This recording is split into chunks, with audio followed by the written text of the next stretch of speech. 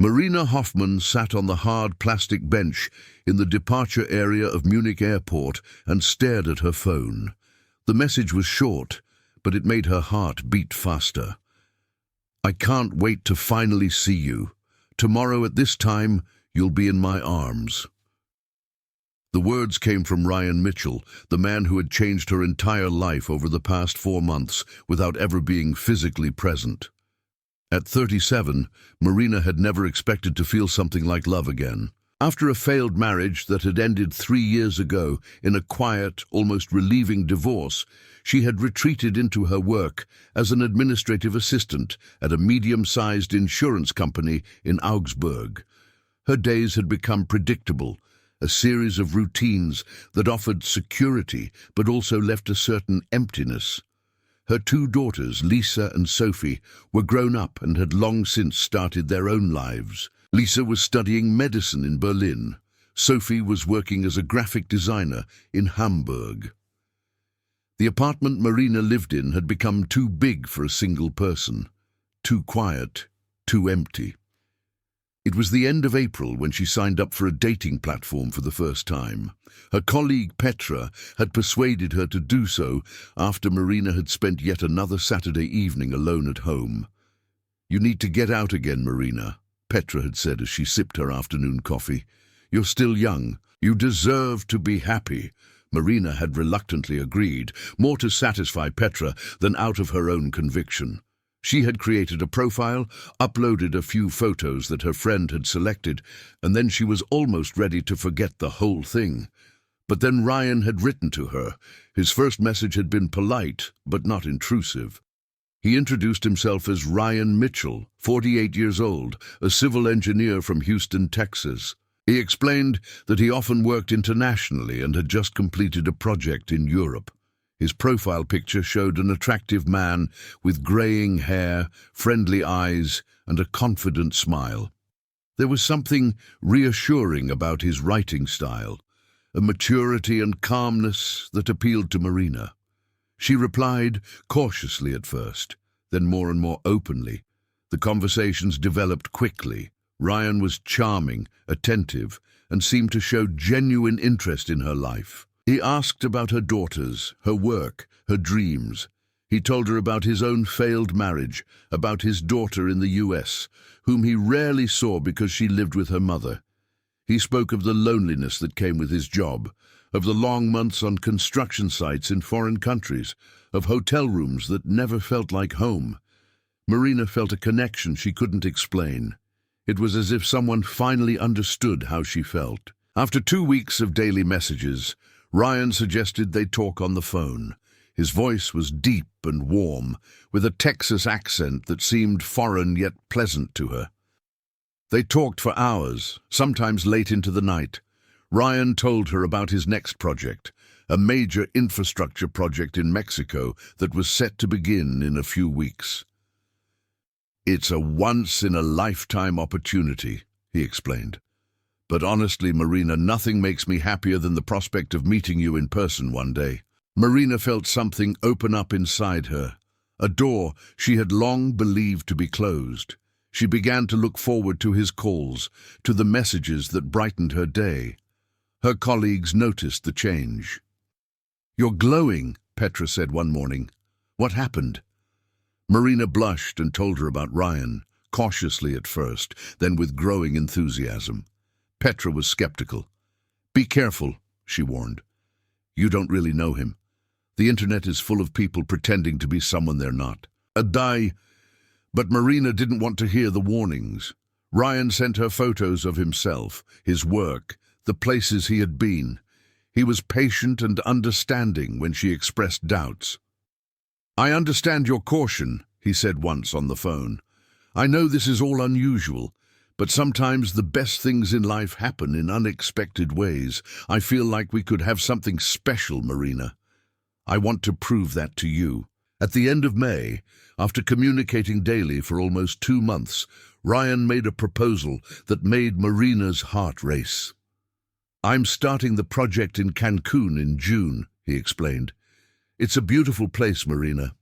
I know it's a lot to ask, but Would you consider visiting me there? I would organize everything, the flight, the hotel, everything. I want to finally see you, hug you, show you that I'm real, that this is real." Marina hesitated. It was a big step to fly to a man she had never met in person, to a foreign country thousands of miles away, but at the same time she felt a longing she couldn't ignore. Ryan was patient. He didn't pressure her, giving her time to think. "I understand if you're afraid," he said gently, "but I promise you, Marina, I'll take care of everything. You'll be safe. I'll be there from the moment you step off the plane." She talked to her daughters about it. Lisa was concerned. "Mom, that doesn't sound good," she said on the phone. "You don't really know this man. What if he's not who he says he is?" Sophie was less alarmed, but still cautious. "If you really want to go, then go," she said. "But be smart. Tell us everything. Where you are, which hotel, give us his phone number, and if anything seems strange, come back immediately." Marina promised she would. She researched Ryan online, searching for his name in connection with his company and his work. She found nothing alarming, but also nothing concrete. Ryan explained that he worked as an independent consultant, often for different companies, which made it difficult to find him online. "I'm not a social media person," he said with a laugh. "I prefer to spend my time with real people, not screens." In early June, after thinking about Ryan's proposal for 3 weeks, Marina agreed. The relief and joy in his voice were overwhelming. "You make me the happiest man in the world," he said. "I promise you, this will be the best decision you ever make. I'll make everything perfect." Ryan kept his word. 2 days later, Marina received an email with a plane ticket from Munich to Cancún, booked for June 20th. The ticket was in her name, and everything seemed legitimate. He also sent her details about the hotel, a resort near the airport where he had reserved a room for her. "I'll be waiting for you at the airport," he wrote in his message, "with flowers and a big smile. I can't wait." The weeks leading up to her departure flew by in a whirlwind of preparation and excitement. Marina bought new clothes, got her hair cut, talked endlessly with Ryan about her plans. He told her about the places he wanted to show her, the beaches, the restaurants, the sunsets. "Cancun is magical," he said, "but it will be even more magical with you by my side." Petra remained skeptical until the end. The day before Marina's departure, she took her aside. "I really hope I'm wrong," she said seriously, "but please, Marina, be careful. Trust your instincts. If anything feels wrong, don't hesitate. Just come home." Marina hugged her. "I'll be careful," she promised, "but I really believe this is right. I have to try." Now, as she sat in Munich airport waiting for her boarding call, Marina felt a mixture of nervousness and anticipation. Her phone vibrated again. Another message from Ryan. "Have a safe flight, my darling. In a few hours, I'll finally see your beautiful face.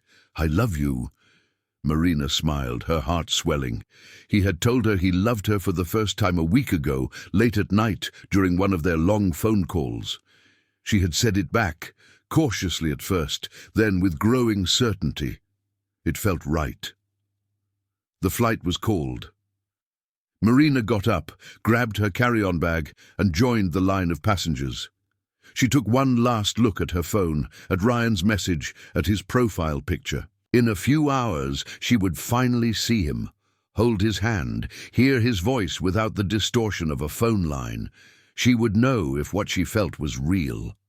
The flight was long, over 10 hours with a stopover in Madrid. Marina slept little, too excited, too nervous. She tried to read a novel she had brought with her, but the words blurred before her eyes.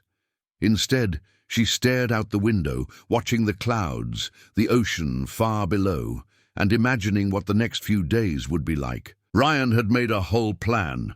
They would spend the first few days together at the resort, getting to know each other, relaxing. Then he would show her the area, The Mayan ruins in Tulum, the cenotes, the hidden natural pools that made the region famous. When the plane finally landed in Cancun, it was early evening. The sun was low in the sky, bathing everything in a warm, golden light. Marina felt her stomach tighten with excitement as she walked through the airport, through passport control, to the baggage carousel, and finally through the sliding glass doors into the arrivals hall. The air was warm and humid, filled with the smell of salt water and tropical flowers. People were crowding everywhere, holding up signs, calling out names, hugging each other. Marina scanned the crowd, her heart pounding. She searched for Ryan's face, for the man she had gotten to know so well over the past 4 months. She looked for the graying hair, the confident smile, the friendly eyes. The minutes passed. 5 minutes, 10 minutes. The crowd slowly thinned as travelers found their loved ones and left. Marina was still standing there, alone, her suitcase beside her, her phone in her hand. She opened her messages. No new message from Ryan. She tried to call him. The phone rang once, twice, then went to voicemail. "Ryan, I'm here," she said into it, trying to keep the rising panic out of her voice. "I'm in the arrivals hall. Where are you?" She sent him a message. "I've landed. I don't see you. Is everything okay?" More minutes passed. The arrivals hall was now almost empty. An airport employee came up to her and asked in Spanish if she needed help. Marina didn't understand. He repeated it in broken English. "Need taxi? Hotel?" Marina shook her head. "I'm waiting for someone," she said. "He should be here." She tried calling Ryan again. Again, voicemail. This time, she didn't leave a message. Instead, she opened the email with the hotel details Ryan had sent her. The hotel was called Casa del Mar Resort, only 15 minutes from the airport, according to the email. Maybe Ryan had had a problem, couldn't come to the airport, was waiting for her at the hotel. She decided to take a taxi. It was now dark outside the airport. The air was still warm, but there was a light breeze blowing in from the sea. Taxi drivers were calling out offers, trying to get her attention. Marina showed one of them the hotel address on her phone.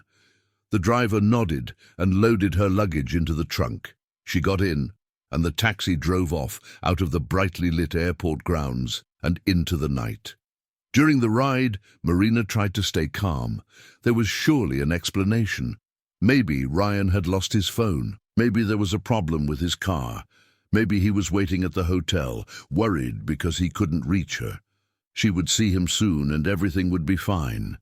She repeated these thoughts like a mantra, trying to suppress the growing fear rising in her chest. The taxi turned into a side street, then another. The area became less well lit, the buildings shabbier. Marina began to feel uneasy.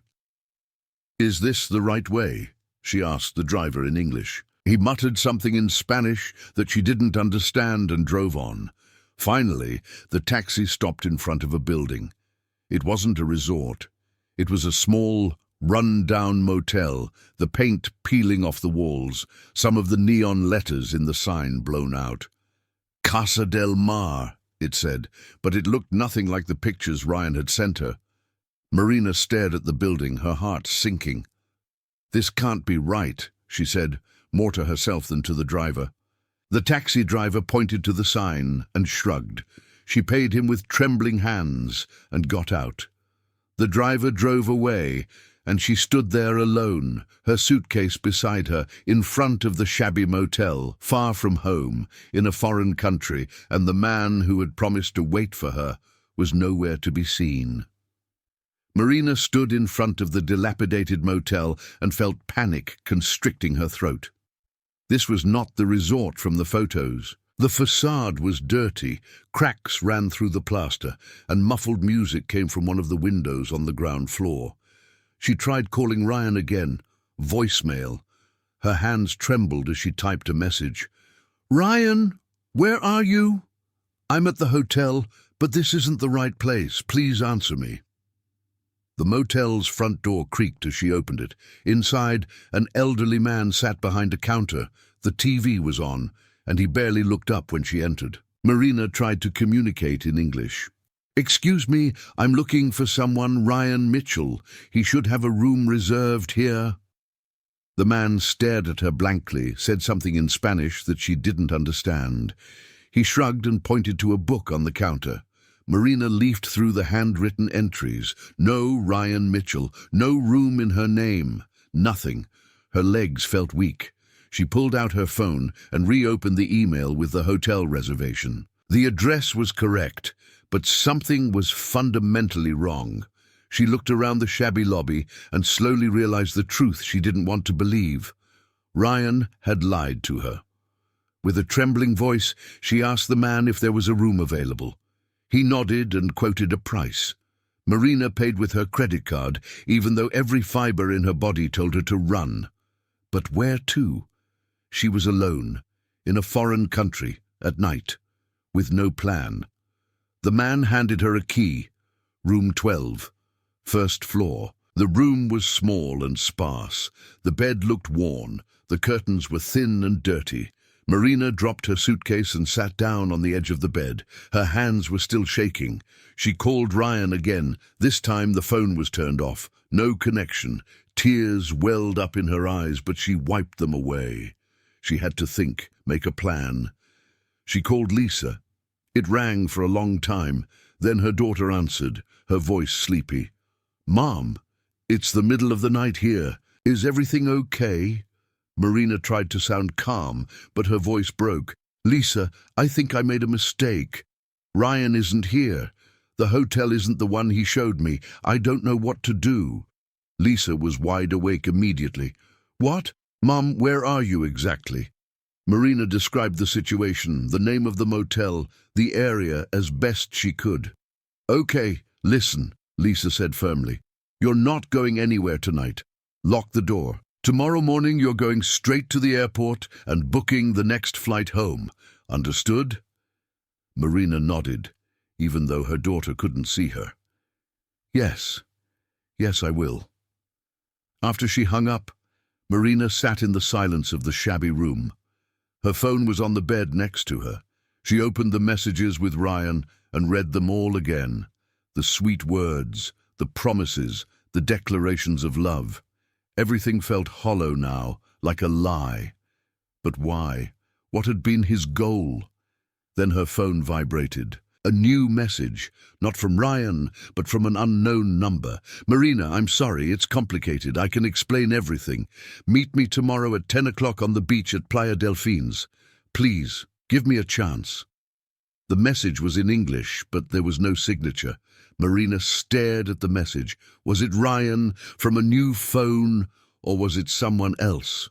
Her thoughts raced. She didn't know what to believe. She didn't reply. Instead, she put her phone in airplane mode and lay down on the bed fully clothed. Sleep didn't come. She lay awake, listening to the unfamiliar sounds of the night, wondering how she could ever have been so naive. Marina woke up at daybreak, her body stiff from a restless night. She had hardly slept, every noise in the motel startling her. The first thing she did was turn on her phone. Several messages came in immediately. 2 from Lisa, asking if she was okay. 1 from Sophie, and 3 more from the unknown number. "Marina, please answer me. I know you're angry, but I can explain everything." The second, "It's really me, Ryan. I've been having problems. That's why I have a new number. Please trust me one more time." The third, "If you don't come, I understand, but you've come so far. At least let me tell you the truth.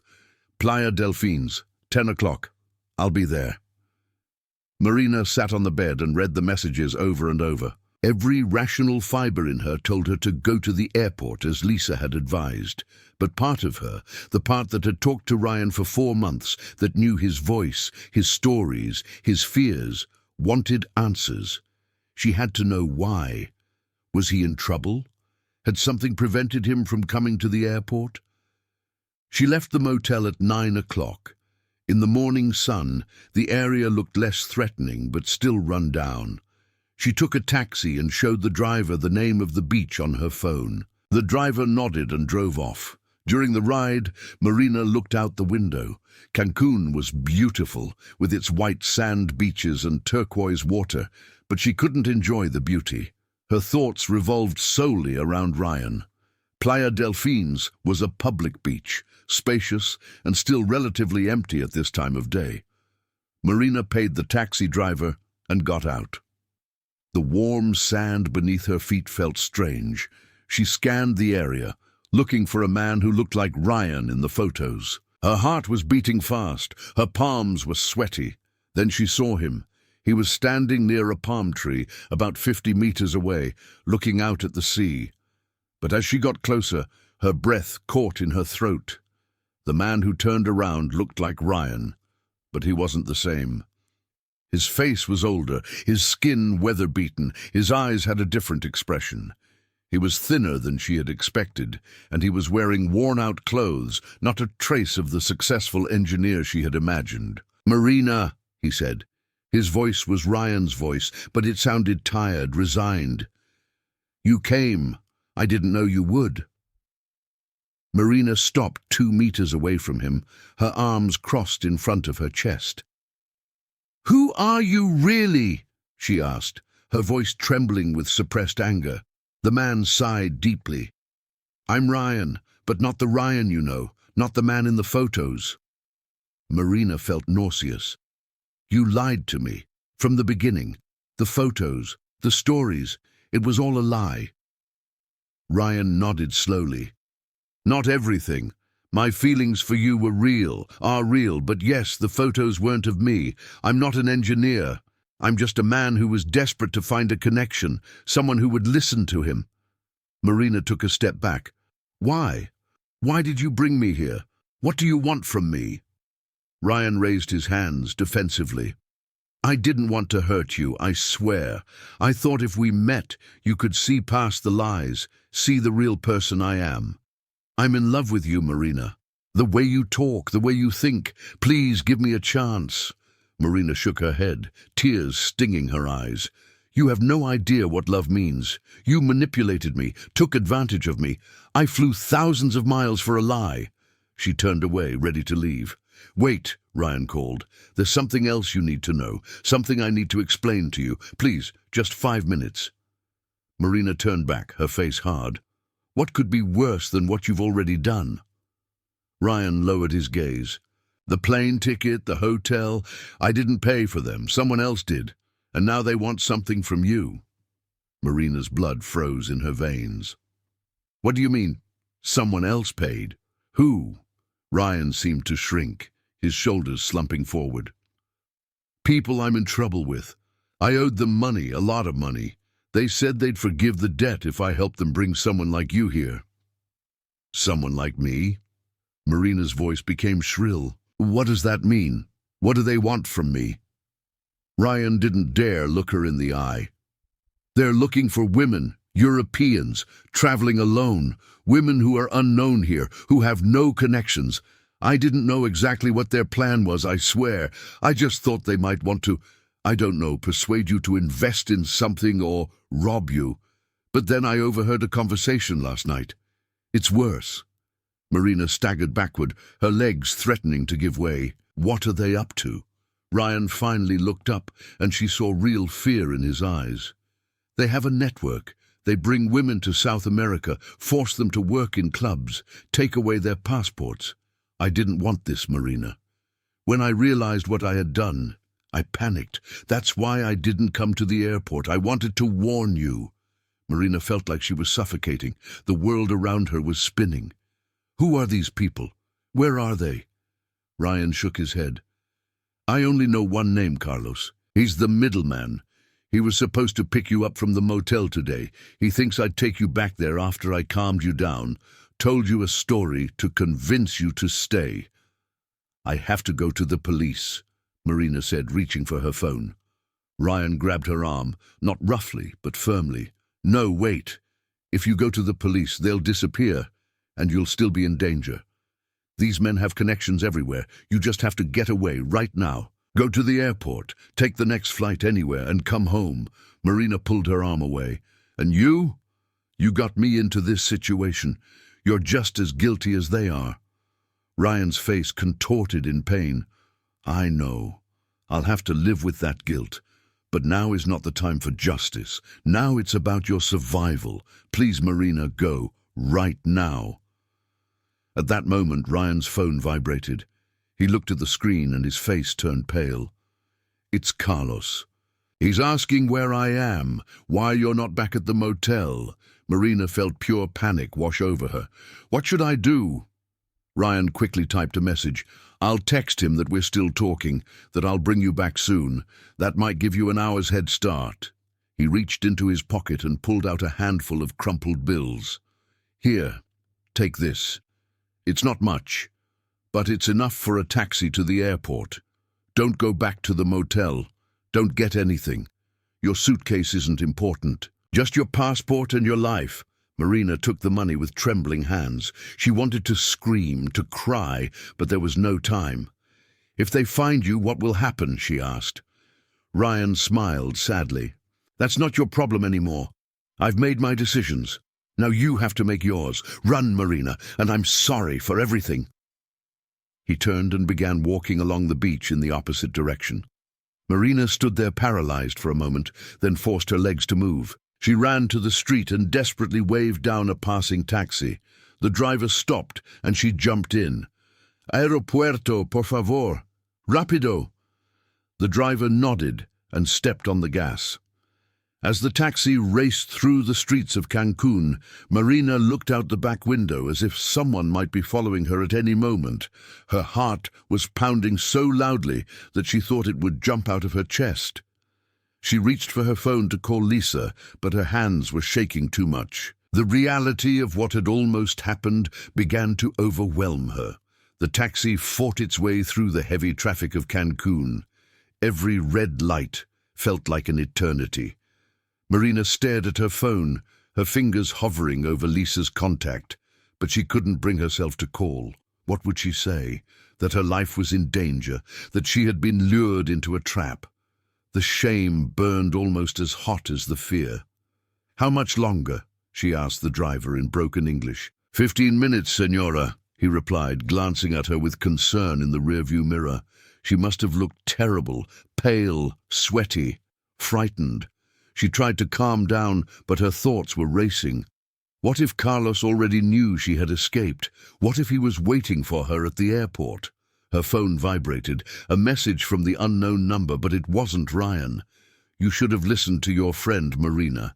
But now it's too late. We know where you are." Her breath caught. She turned around and looked through the rear window. A black SUV was driving 3 cars behind them. Was it following her? Or was that just paranoia? "Drive faster," she said to the taxi driver, her voice breaking. "Please, it's an emergency." The driver saw the panic in her eyes and nodded. He changed lanes, made a risky pass, and drove through a yellow light. The black SUV fell behind, but Marina couldn't be sure if it had been following them or if it was just a coincidence. The airport building finally appeared in front of them. Marina paid the driver with the money Ryan had given her, giving him more than necessary, and jumped out of the taxi before it had come to a complete stop. She ran through the automatic doors into the departure hall. It was crowded with travelers, families with children, business people, tourists.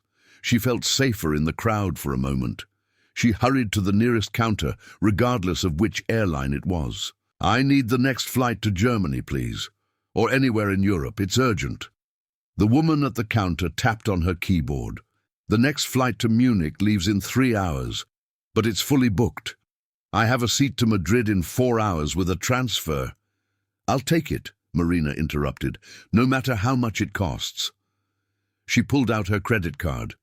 The woman looked at her strangely but asked no questions. 5 minutes later, Marina had a ticket, but she still had to go through security and then wait. Far too much time in which anything could happen. She went to security and joined the long line.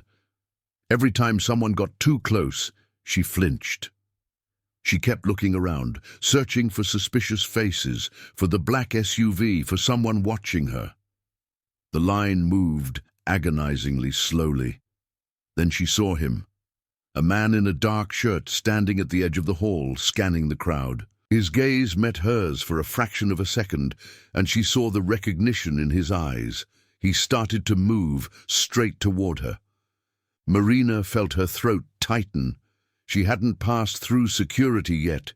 He could get to her here. She did the only thing she could think of. She started screaming, "Help! This man is following me! Help!" Heads turned. The man in the dark shirt stopped, his face darkening. Airport security came running. "What's going on here?" an officer asked in English. Marina pointed at the man. "He's following me. I'm in danger. Please help me." The officer looked at the man who was already walking backwards, disappearing into the crowd. "Stay here," the officer said to Marina. He spoke into his radio, but the man had already disappeared. 2 more security officers arrived. Marina told them everything haltingly, crying, about Ryan, about the threats, about the man who had just been following her.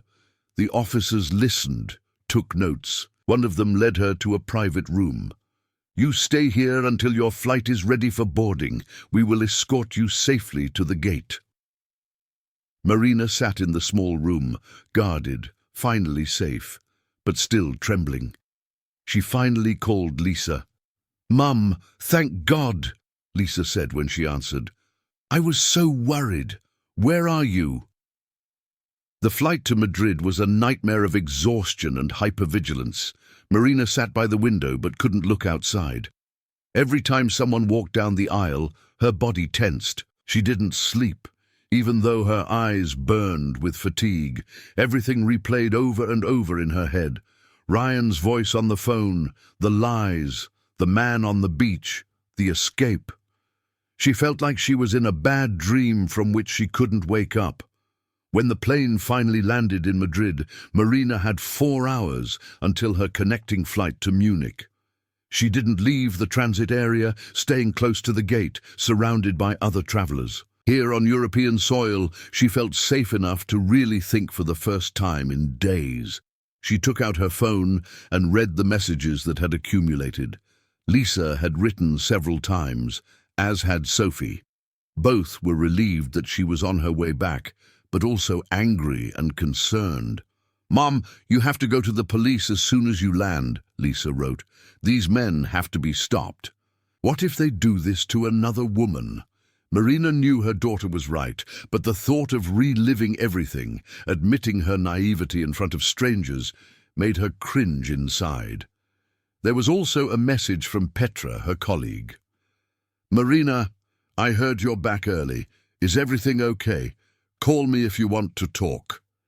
Marina couldn't bring herself to reply. What would she say? That Petra had been right? That all the warnings she had ignored were justified? While she waited, Marina opened the laptop she had in her carry-on bag. She logged into the airport's Wi-Fi and started researching. She typed "Romance Scam Mexico" into the search engine. The results were overwhelming. Hundreds of stories, thousands of victims, women from Europe, the US, Australia, who had been deceived in similar ways. Some had lost money, tens of thousands, hundreds of thousands. Others, like her, had been lured into dangerous situations. She found reports of human trafficking rings in the Caribbean, of women who had disappeared, of families desperately searching for their daughters, mothers, sisters. Marina felt her stomach turn. She had come so close to that fate.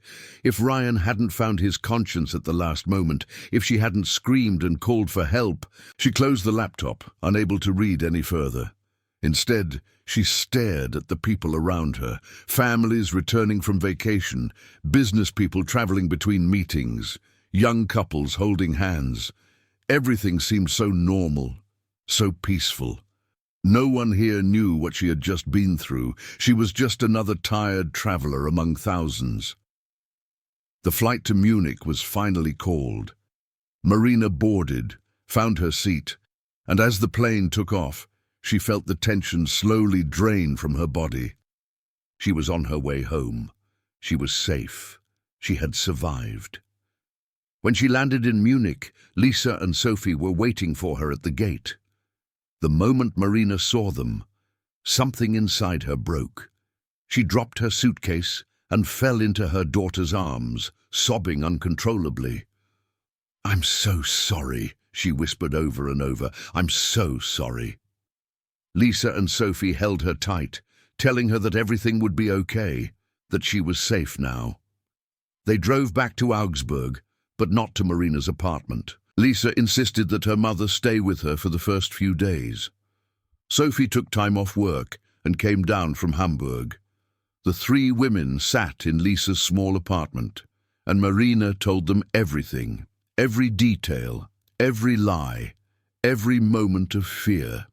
Her daughters listened without judgment, although Marina could see the concern and anger in their eyes. "We have to go to the police," Sophie finally said. "Not just for you, Mom, but for all the other women he might contact next." Marina nodded. She knew it was the right thing to do, even though everything in her resisted it. The next day, they went to the police station in Augsburg. Marina gave a detailed statement. She showed the officers all the emails, all the messages, all the evidence she had. The police took everything seriously, took notes, and assured her that they would forward the information to Interpol and the Mexican authorities. But they were also honest. The chances of catching these men are slim. They often operate under false identities, constantly changing phone numbers and locations. But we will do what we can. Marina understood. She didn't have high hopes for justice, but at least her story was now on record. Maybe it would help another victim. Maybe it would be a piece of the puzzle in a larger investigation. The weeks after her return were difficult.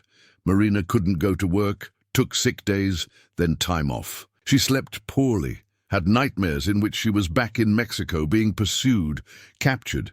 She felt ashamed, stupid, naive. How could she have been so blind? All the warning signs had been there.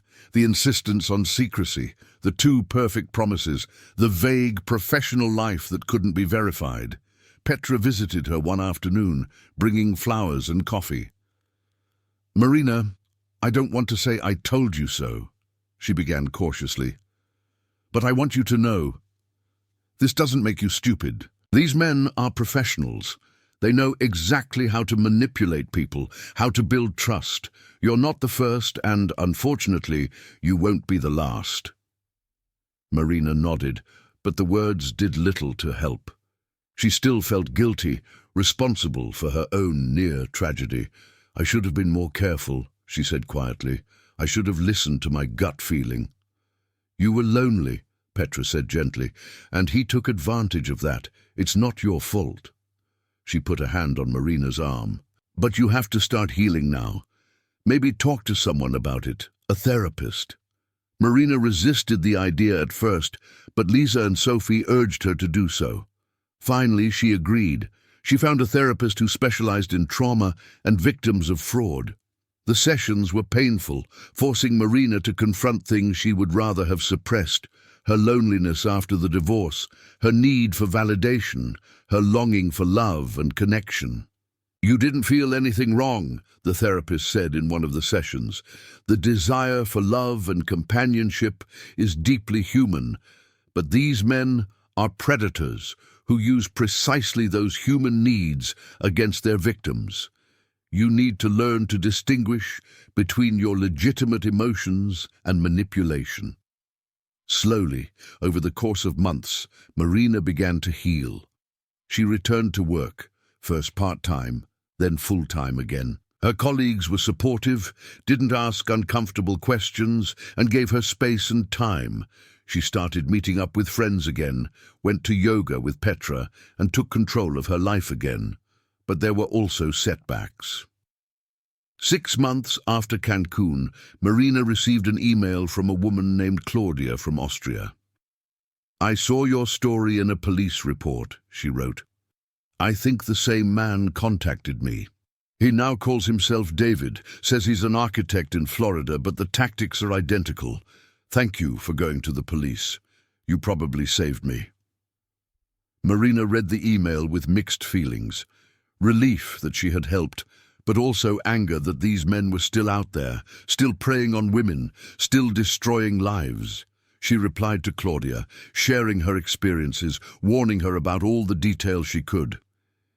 In the months that followed, more women came forward. Some had found Marina's story in online forums where victims of fraud shared their experiences.